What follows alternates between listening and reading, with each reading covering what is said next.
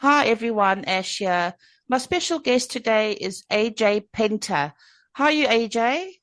Good, good. How are you today? I'm very well, thank you. Just I want to thank you for taking time out of your day. I know it's early morning there, isn't it?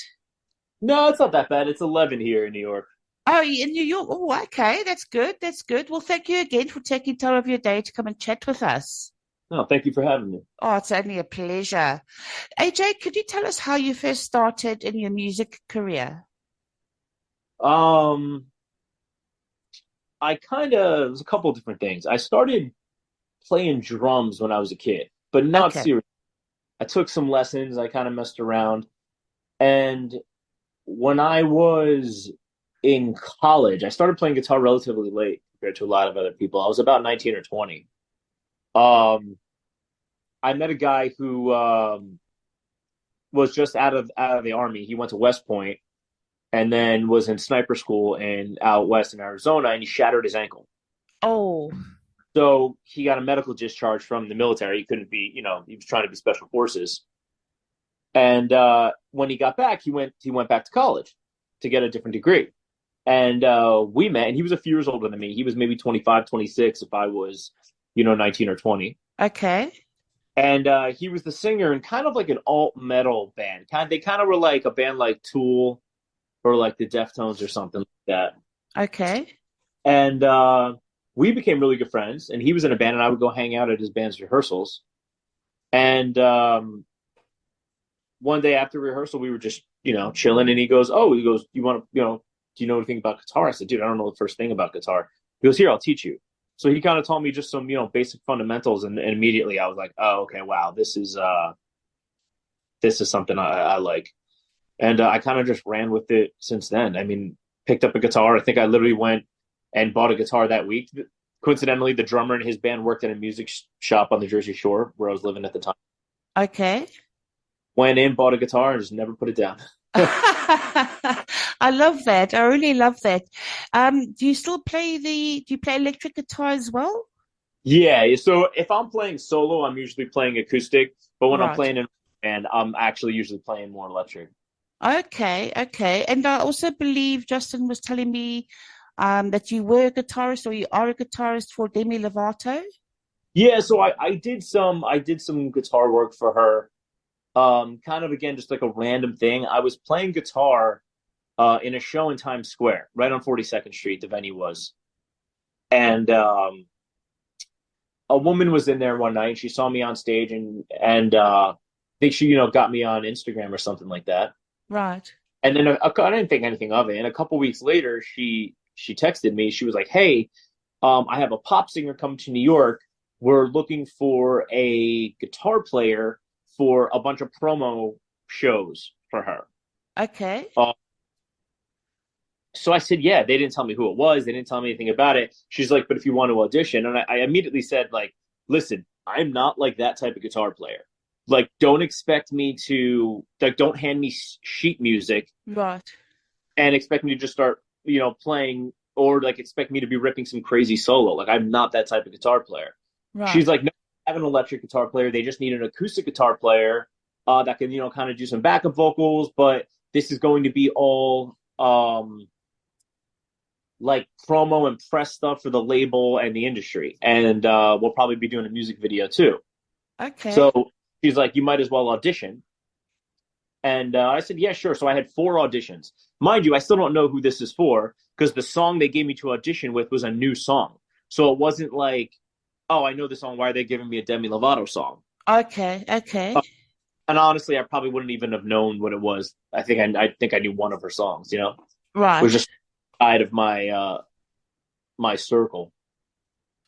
So yeah, I had like four auditions. I got the part, and we did a bunch of shows for industry people and some press stuff, and then I'm in the music video with her and Luis Fonsi for the song Eshame La Copa, which was Luis's follow up hit to Despacito. Okay. So that he just came out with Despacito right before that, and at the time, it was the most viewed video in YouTube history. Wow. Not music video, any video. Jeez. Okay. And I think to this day, it's still number two. I believe it was beaten by Baby Shark. Oh, that's actually that's sorry, that song irritates me to no end. I don't care. I think it's funny. You know what I mean? Because it's like, think how many little kids around the world listen to Baby Shark and parents playing it. But I think to this day, it's still number two. Wow. Um, Despacito. But I didn't play on Despacito. I played on Eshami La Copa with Luis and Demi. Okay. Okay. Are they very nice people to get on with? Oh, absolutely. Are Um, they? yeah, they were actually really, really cool. The nicest people, super down to earth. I only have good things to say about them. Did you ever go on tour with Demi then? No, no, I never toured with No. her. I did local New York stuff. Oh, I see. And would you still do guitar for her if she was asked to ask you? Yes and no. That's not really my thing though. Like honestly, Okay. I'm not like a guitar guy like that. Like, and that's I'm more of a songwriter. And obviously, if the paycheck was good enough, I would do what I had to do. Of course. Some people just want to be a guitar player. That's not really something I ever pursued. It was just one of those things that I fell into, and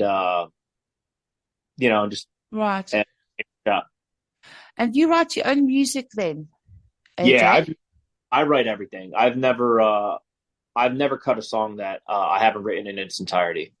And how do you go about writing a song? Do you just sit down in the quiet room and write lyrics, or do you just sort of, for argument's sake, you're watching TV and you see a commercial?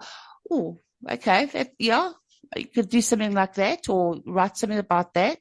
How do you? Usually it's uh usually it's like chords into like melodies. So I might be like, and then lyrics are usually the last thing that comes. So if I'm just like kind of picking around, like just kind of doing something like that, Right. and I'm just messing around and I'm so cold and sloppy. But like, I might start going like, oh, oh, oh, oh. I kind of just start doing stuff like that. Right. And lyrics start organically falling into place. Maybe I'm making sounds that I'll be like, oh, what is that word? Soul? Like I'm going, oh, and I'm like, oh, it almost sounds like I'm saying the word soul. Right. Or, and then from there, once you kind of have a few lyrics that organically are kind of sent to you from the universe, you're kind of like, okay, well, what is this song about? And then once you kind of find out what it's about and you have at least the framework of the chord structure and melody, then I kind of start plugging lyrics in to see, what works. Right. That actually makes a lot of sense. I always thought, I would assume every artist or band is different, but I always thought that the lyrics would be written first and then the music. But it's obviously some people are different where, like you said, you sing or you write the music first and then you do the lyrics to go with the music. Yeah, I mean that's just how it works for me. I know people that work the other way around. Yeah, There's no right or wrong. It's kind of just what works for you. whatever works for you. And do you find it very difficult to do that or does it just come naturally? It comes in waves. Okay.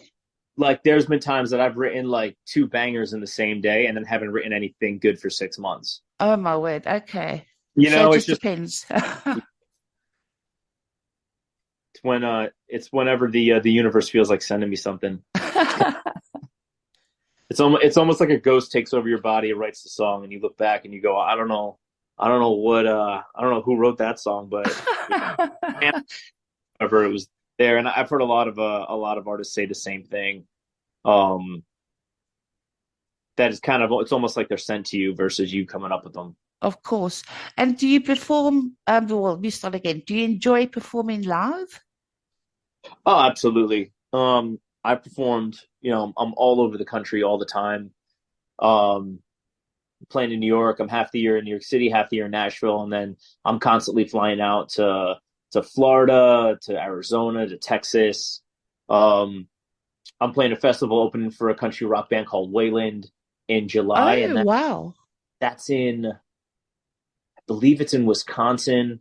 I got Detroit in July also, and I also have Canada in July. So I got to figure out the schedule and see if I could do all three. Oh, Um, my word. AJ, that's like, quite a thing for you, isn't it? Quite a difficult thing to do. oh yeah, absolutely. It's funny because it's like there's been days I've like taken a red eye on a Friday night to because it was the only flight I can get. Sleep on the plane, land Saturday morning in like Arizona, go straight to the venue. Oh, my You word. How know, do you do it? I don't know. You just do it. You just keep going.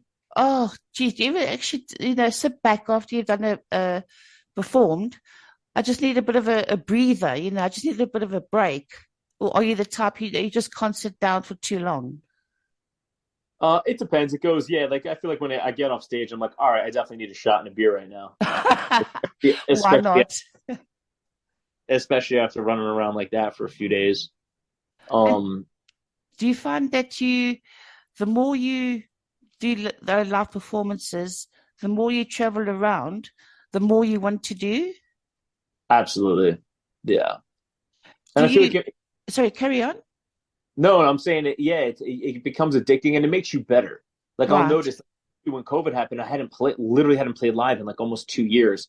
I was Oh, playing a TV show actually in Phoenix again, and I could tell I was like super rusty. I had not played live in like 2 years, almost. Besides just like in my house, like in front of an audience, and like so, it's like any other craft, It's like any yeah, other tool. You have to keep your if you're a chef, you have to keep your knives sharp. of You have to keep. course. And I noticed that if I take too much time off without playing live, and then I do have to play, I feel like it takes me a show or two to get back into the groove. Okay. And what are your plans besides the gigs in July? Do you have any more plans to tour outside of America? Right now, we did have some Canada stuff up in the air lined up, not confirmed yet, but Right. that's a possibility. And there's also been talks of Sri Lanka, totally random. Um, Another band that I know really well, they have a bunch of shows there, and that's not confirmed yet either. But I might be going to open for them. Oh, very Oh, nice. What about Europe, like France or even here in the UK? Do you have plans coming here at all? not at this time. I would love to. Out of all the places I've been, like I said, I kind of was in London one time because I was in Heathrow uh, Okay. for about 20 minutes. That was my extent of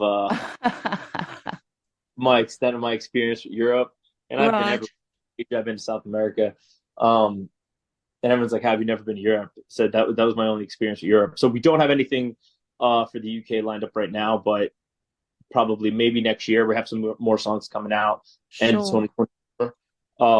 We'll see how they do, and then we'll kind of plan accordingly from there. Oh, that would be fantastic if you do. I'd love to come and see you.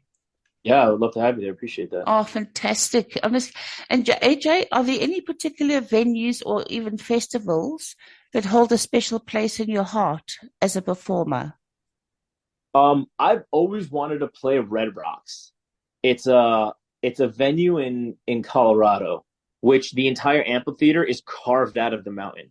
Oh, yes, I think I've seen that. Yes. It's a real legendary place, and to me, and I've never even been there, but I've always wanted to play it. So that's kind of something that I've always kind of had on my bucket list as something I would really like to play. Oh, Um, beautiful. and I'm trying to think. That's a good question. There's so many just like iconic venues, and honestly, it's like a lot of the smaller ones I get more excited about. Like places that like I saw bands when I was like a teenager at some club, like when I finally got to play the Stone Pony because I grew up, on the Jersey Shore. That Right. was a place because Bruce Springsteen and Bon Jovi and Patti Smith were always talking about it. And I had some friends that got to play it when we were like in high school. And then when I finally got to play the Stone Pony, I was like, oh yeah, like Oh, things like fantastic. yeah, like when things are kind of just like these landmark spots, even if they're small, I get super excited about. Um and there's a bunch in the UK like that too that I would really love to play. Yes, so there's quite a lot of venues here. Even in my town, there's like a venue, and then there's venues inside the venue, if that makes sense. So if you do have plans to come here, let me know, and I can see what I can do, to get you into this venue. Oh, that'd be amazing. Just let me know. And talking about different gigs and that, how do you find performing live, let's say in Nashville, compared to New York? Is the crowd different, or they're all the same? No, the crowd is so different from every city you go. Um, I say this about Nashville again and again. I don't think there's a music city that I've ever been to that rivals Nashville. Is Uh, Nashville the top? in my opinion, yeah.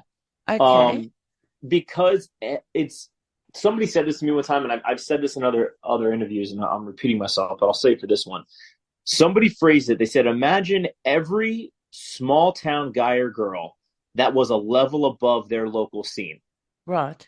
that outgrew their local music scene. So every guy or girl that was a guitar player, a singer, or a drummer that outgrew their local scene from every small town, America, Canada, the UK.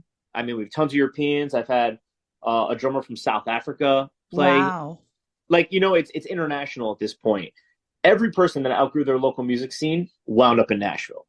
So I have yet to find a city that has the quantity and quality of musicians and performers that you find in Nashville. But don't get me wrong, there's good musicians everywhere. I'm not saying that Sure. there's not, but you don't see as many all in one place. And all the recording studios are there. The best recording studios are there. The entire industry is based there, and it's not just country. It's country. It's rock. You're seeing hip hop pop up. You're seeing Wow.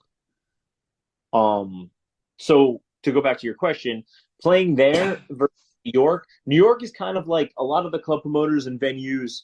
You have to guarantee ticket sales and stuff like this. Me playing country in New York, it's kind of difficult. There's just not a country scene here.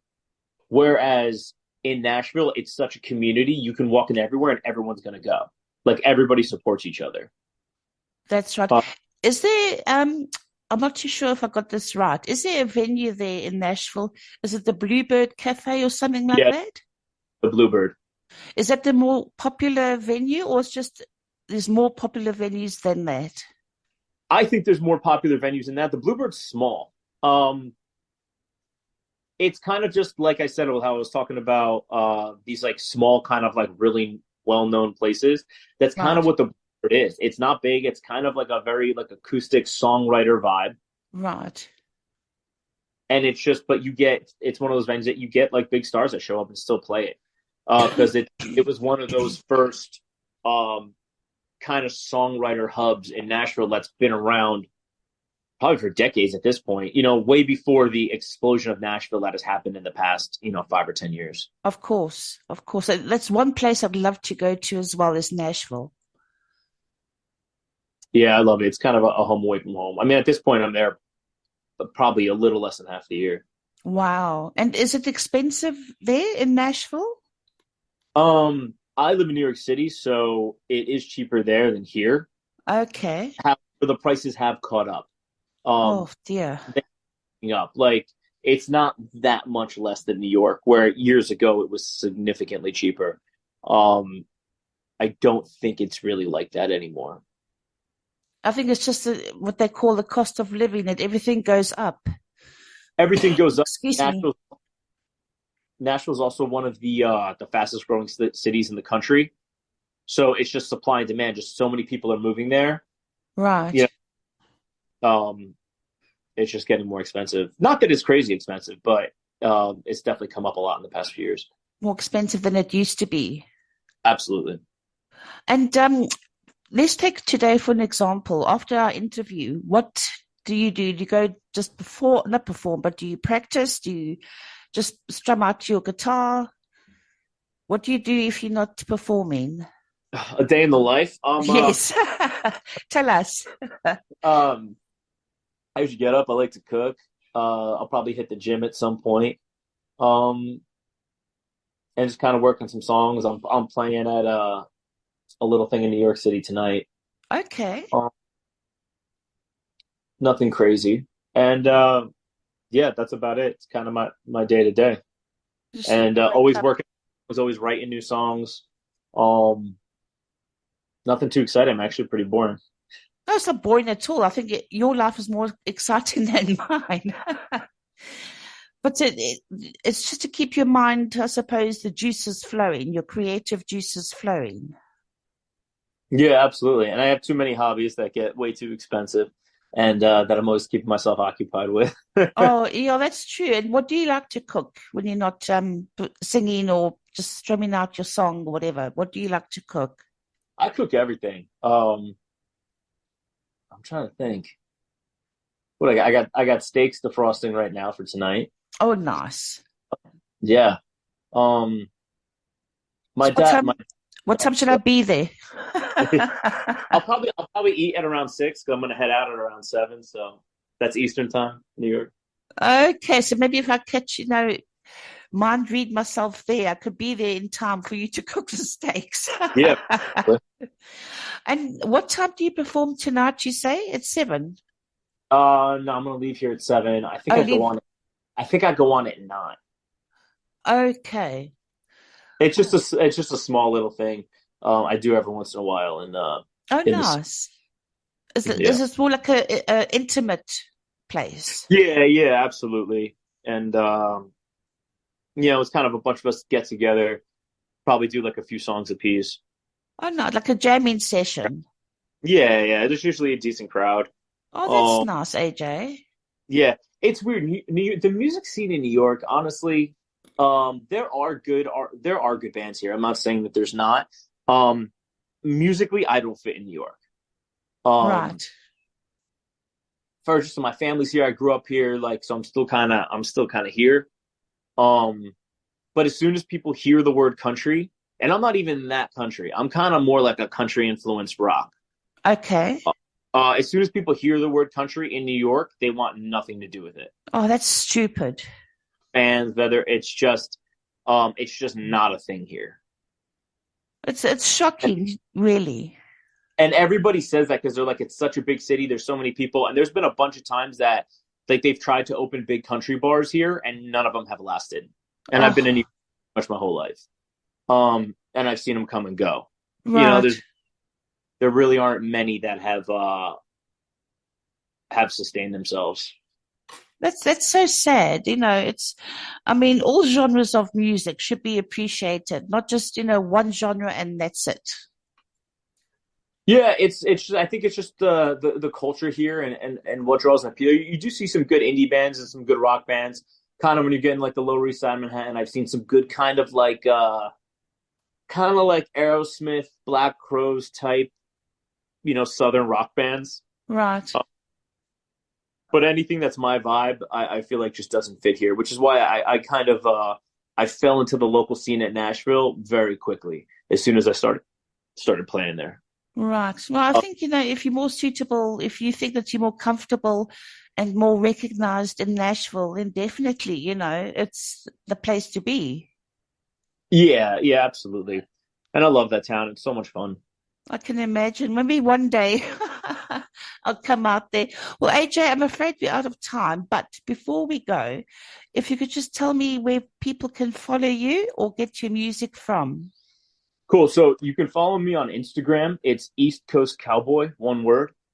Okay. Yeah, no spaces, no underscores, no numbers, just East Coast Cowboy. And if you want to find my music, you could just Google AJ Penta or search it on Apple Music, Spotify, Amazon, any and all of the above. Everything's up on all the streaming platforms. Just AJ Penta. Oh, fantastic. Well, AJ, I want to thank you once again for taking time out of your day to come and chat with us. I really appreciate it. No, thank you. I appreciate you having me on. No problem. And enjoy the rest of your day and enjoy those steaks. Likewise, you too. Thank you. Thanks, AJ. Chat soon. Bye. Bye.